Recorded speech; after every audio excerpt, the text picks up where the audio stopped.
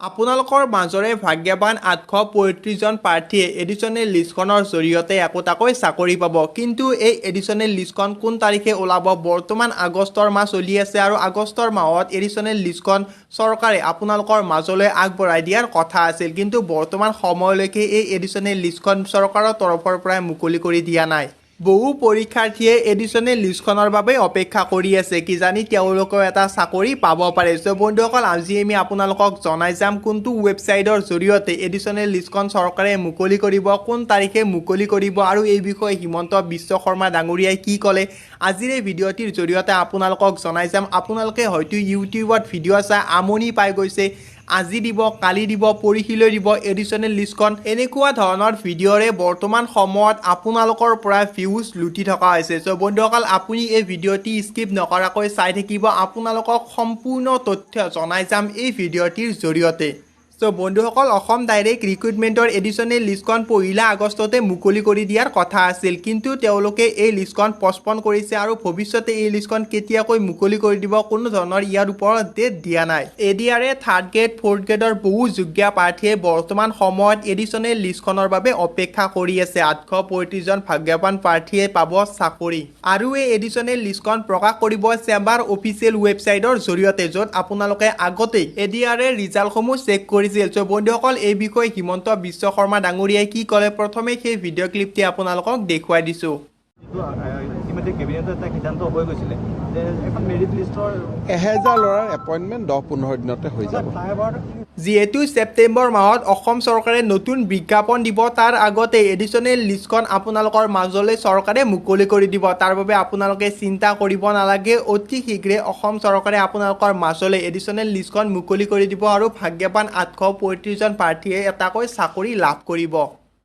আপোনালোকৰ মাজৰে ভাগ্যৱান 835 জন প্ৰাৰ্থীয়ে এডিশ্যনেল লিষ্টখনৰ জৰিয়তে একোটাকৈ চাকৰি পাব। কিন্তু এই এডিশ্যনেল লিষ্টখন কোন তাৰিখে ওলাব? বৰ্তমান আগষ্টৰ মাহ চলি আছে আৰু আগষ্টৰ মাহত এডিশ্যনেল লিষ্টখন চৰকাৰে আপোনালোকৰ মাজলৈ আগবঢ়াই দিয়াৰ কথা আছিল, কিন্তু বৰ্তমান সময়লৈকে এই এডিশ্যনেল লিষ্টখন চৰকাৰৰ তৰফৰ পৰাই মুকলি কৰি দিয়া নাই।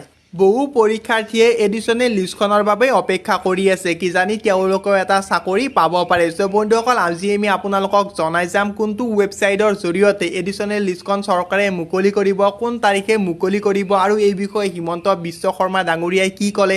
আজিৰ এই ভিডিঅ'টিৰ জৰিয়তে আপোনালোকক জনাই যাম। আপোনালোকে হয়তো ইউটিউবত ভিডিঅ' চাই আমনি পাই গৈছে, আজি দিব, কালি দিব, পৰহিলৈ দিব এডিশ্যনেল লিষ্টখন, এনেকুৱা ধৰণৰ ভিডিঅ'ৰে বৰ্তমান সময়ত আপোনালোকৰ পৰা ভিউজ লুটি থকা হৈছে। চ' বন্ধুসকল, আপুনি এই ভিডিঅ'টি স্কিপ নকৰাকৈ চাই থাকিব, আপোনালোকক সম্পূৰ্ণ তথ্য জনাই যাম এই ভিডিঅ'টিৰ জৰিয়তে।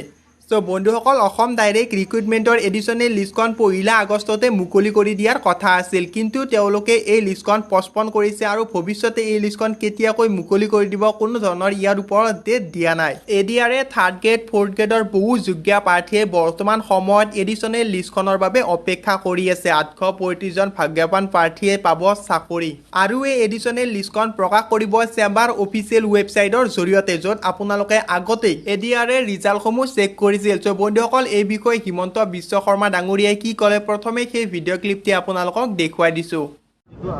ইতিমধ্যে কেবিনেটত এটা সিদ্ধান্ত হৈ গৈছিলে যে এখন মেৰিট লিষ্টৰ 1000 ল'ৰাৰ এপইণ্টমেণ্ট 10-15 দিনতে হৈ যাব।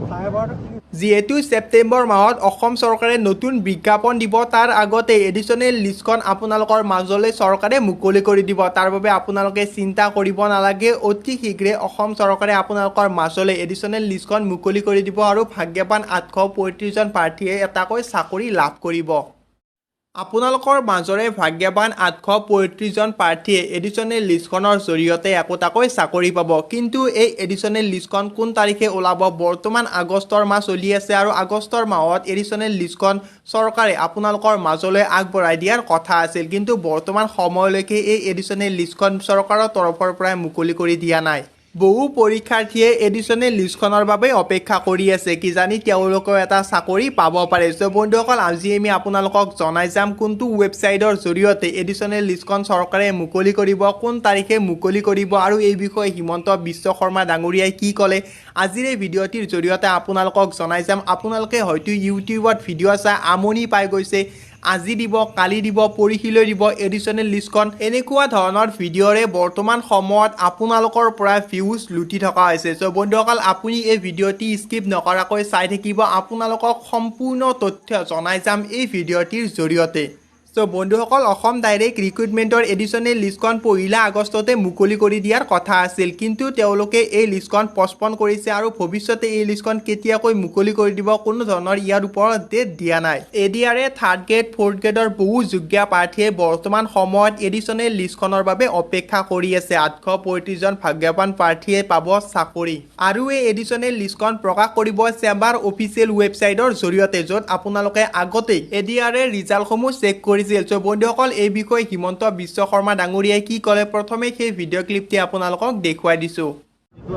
ইতিমধ্যে কেবিনেটত এটা সিদ্ধান্ত হৈ গৈছিলে যে এখন মেৰিট লিষ্টৰ 1000 ল'ৰাৰ এপইণ্টমেণ্ট 10-15 দিনতে হৈ যাব।